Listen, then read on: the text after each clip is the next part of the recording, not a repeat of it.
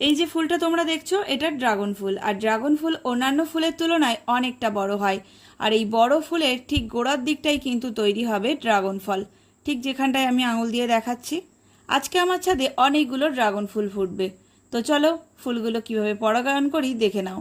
তবে অনেকবারই তোমাদেরকে তুলি দিয়ে পরাগায়ন করে দেখিয়েছি, তবে আজকে হাত দিয়ে বা হাতের আঙুল দিয়ে কিভাবে পরাগায়ন করতে হয় সেটা একটু তোমাদেরকে দেখাবো।